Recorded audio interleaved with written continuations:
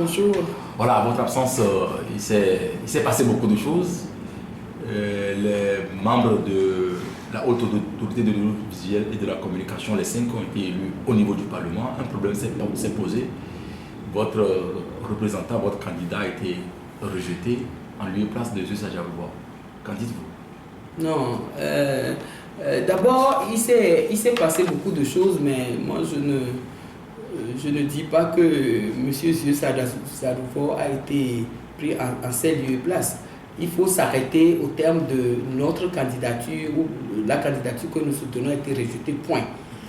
Parce que, d'abord, je suis pas étonné, mais choqué. Pas étonné, mais choqué. Pourquoi? Je vais expliquer. Je ne suis pas étonné parce que le régime RPT uni n'est pas à son coup d'essai. Vous savez, lorsque nous étions sous l'ancienne législature en 2007, avant que d'être renvoyés de l'Assemblée nationale à 2010, nous avions eu à étudier à 2 reprises le même comportement de la part de nos collègues de la majorité. Je m'explique. À l'époque, je crois que c'est l'opposition qui s'est battue pour qu'on puisse effectivement mettre sur pied la Cour des comptes.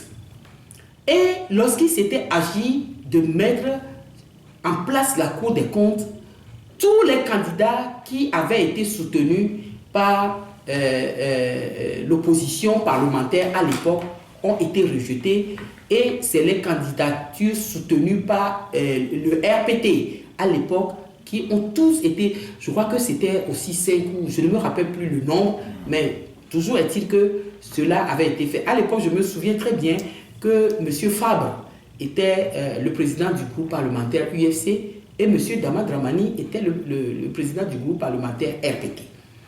Toutes les discussions que M. Fabre avait tenté d'avoir avec son collègue à l'époque, M. Dramani, ont été vaines, et le RPT avait fait comme il avait voulu pour ce qui concerne la Cour des comptes.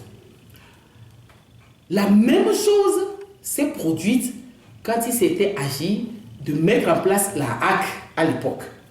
Je ne parle pas de la HAC qui vient d'être remplacée, de l'autre HAC. Ça a été pareil aussi. Nous avions soutenu un candidat au moins, et nous avons porté ce soutien-là à la connaissance de nos collègues à l'époque du RPT, et également ils ont fait selon ce qu'ils ont voulu, et c'est la même chose qui se retrouve, qui est répétée encore aujourd'hui en ce qui concerne la mise en place de cette acte-là. C'est pour ça que je dis que je ne suis pas étonné, parce que le régime RPT uni n'est pas à son coup d'essai pour ce qui concerne la manière de faire mes bases, surtout en ce qui concerne la répartition des postes dans les institutions de la République. Par contre, ce pourquoi je suis choqué, c'est parce que ce renouvellement intervient. Entre-temps, il y avait eu la loi portant statut de l'opposition qui a été votée. Et cette loi précise expressément que l'opposition parlementaire, on doit tenir compte de l'opposition parlementaire dans la représentation au niveau de toutes les institutions de la République.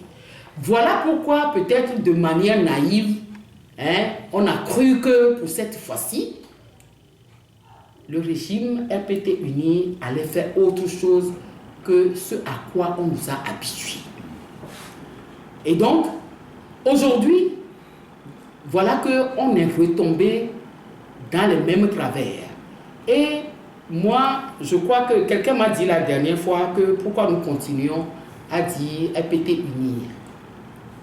Et je lui ai dit que, mais pour nous, rien n'a changé. Les hommes sont les mêmes et les méthodes sont les mêmes également. Voilà pourquoi nous disons que c'est le même régime, c'est le même RPT uni, les mêmes comportements et autres qui se fait. Je suis choqué également parce que avant de partir, j'avais pris le soin en ma qualité de président du groupe lorsque j'allais informer le président de l'Assemblée nationale de mon départ, d'attirer son attention sur ce problème de la HAC, puisque nous avions débattu de la nécessité d'installer la HAC avant, je crois, on avait un problème de délai, avant, en tout cas le 5 mai, je crois. Et donc, j'avais attiré son attention sur le fait que, bon, étant en voyage, puisque je suis parti en mission parlementaire également, que le vice-président du groupe parlementaire, en l'occurrence Maître Adama Dobous, prendra le relais et que forcément pour cette nomination-là, parce qu'au niveau du règlement intérieur de l'Assemblée nationale, nous élisons, mais nous appelons ça les nominations. Et donc, s'agissant de nomination, il y a sûrement des concertations qui doivent se faire entre les deux, enfin, tous les groupes de l'Assemblée nationale pour voir comment nous allons procéder et autres. Et que donc, Maître Dobous, ensemble avec M. Lawson Patrick, seront à la pointe de ces négociations-là, étant entendu que moi je ne serai pas là. Et je me rappelle même que ce jour-là, nous avons même pris la liberté de donner le nom de notre candidat à Monsieur le Président de l'Assemblée nationale. C'est pour cela que je dis que je ne suis pas étonné pour les raisons que j'ai données, mais choqué par ce qui s'est passé. C'est pourquoi je vous avais dit tout à l'heure de ne pas continuer à dire que M. Zeus Aziadouvo a été pris en lieu et place de notre candidat. C'est que M. Zeus Aziadouvo a déposé sa candidature, pas au titre des candidatures ouvertes, mais c'est au titre du patronat de la presse, au titre des journalistes, ce qui n'est pas la même chose que le cadre dans lequel M. Christ Crosby, qui est notre candidat, a déposé. Vous savez qu'au niveau des candidatures, il y a deux postes qui sont réservés au corps des journalistes et les 3 postes qui sont réservés.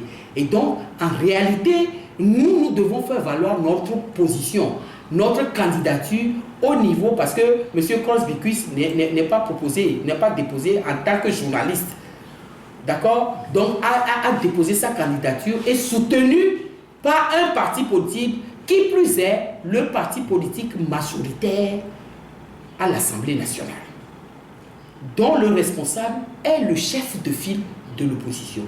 Alors aujourd'hui, ce qui se passe, c'est qu'on va créer une HAC dans laquelle le parti parlementaire majoritaire, en violation de notre règlement intérieur, puisque dans ce genre de situation aussi, il faut tenir compte de la configuration de l'Assemblée nationale, donc en violation de notre règlement intérieur d'une part, en violation du statut de l'opposition d'autre part, ne se retrouvera pas.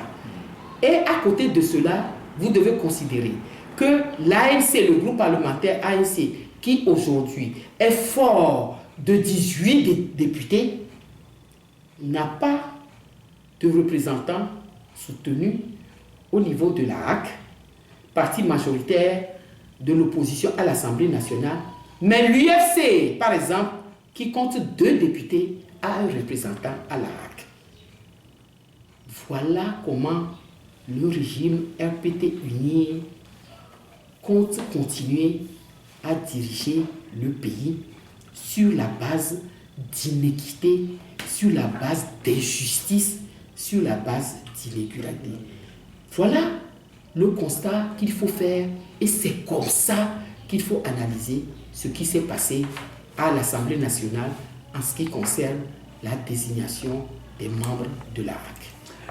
Les députés de l'UNI ont fait valoir comme quoi notre confrère Zeus Aziadouvo a été présenté par votre parti et c'est votre candidat. C'est pourquoi j'ai posé la question tout à l'heure de savoir non, si... ce qu'ils ne disent pas, ce qu'il fallait leur demander, c'est dans quel cadre M. Zeus Aziadouvo a déposé sa candidature. C'est ce que je vous ai expliqué tout à l'heure. Je vous ai fait la part des choses sur le problème. Parce qu'au niveau des journalistes, je crois qu'on a retenu M. Sabi et lui, pour le cas des journalistes. Dans tous les cas, nous avons dit... Et vous savez, nous avons le droit, nous avons le droit.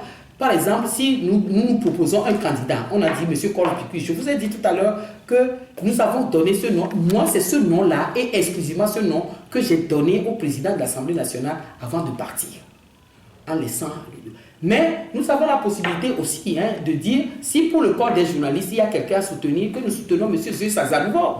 C'est notre droit aussi de dire en ce qui concerne les journalistes, nous soutenons M. Ziosa. Il n'y a pas de crime à cela, il n'y a pas de mal à cela.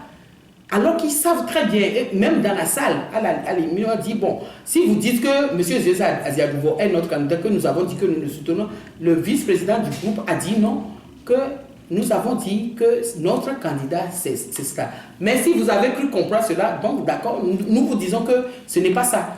Que notre candidat, si c'est un candidat que vous dites que nous devons soutenir, ils ont dit non.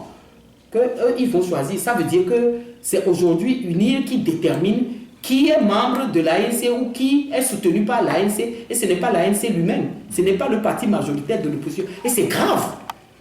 C'est grave. Parce que c'est celui à qui la place doit être donnée. Et je dis que dans le statut la loi portant statut de l'opposition, il est dit que l'opposition doit être représentée.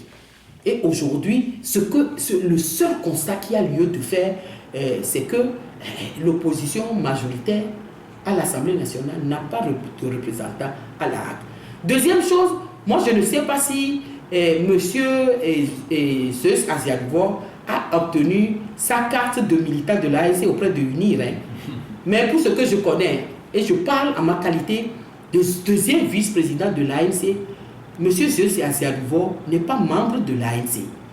À moins qu'on me prouve le contraire, moi qui, à la limite, suis signataire même des cartes de membres avec tout le fichier et autres, moi je n'ai jamais vu dans la liste des militants de l'ANC M. Zeus Aziadouvo. C'est pour ça que je m'interroge en me disant que sûrement que M. Zeus Aziadouvo, je ne sais pas, c'est peut-être UNI qui lui a donné sa carte de membre de l'ANC. Le contraire, moi je ne comprends pas. Puisque moi je vous le dis sur la base de tout ce que nous avons au niveau de notre parti. Monsieur Zeus Aziadouvo n'est pas membre de l'ANC. Tel que les choses évoluent, votre parti n'est pas représenté au niveau des institutions de la République. Déjà, ça dit que ces institutions-là n'ont plus de crédibilité. Oh, vous savez, pour nous, la lutte continue. Vous savez, en ce qui concerne, mais lorsque les gens parlent de l'apaisement dans le pays, les gens parlent de réconciliation et autres, et lorsqu'il s'agit de poser des actes concrets qui amènent l'apaisement et la réconciliation, on fait le contraire. Je dis ça que chacun assumera les conséquences de tout ce qui se passe. Parce que, vous savez, lorsque vous avez la liberté, vous pouvez pousser un peuple à bout, vous pouvez tout le temps opprimer et autres, mais vous ne pouvez pas continuer à opprimer tout le temps et sans arrêt et jusqu'au bout. Il arrivera un moment où vous arriverez à atteindre les limites dans l'oppression. Merci à vous. Merci.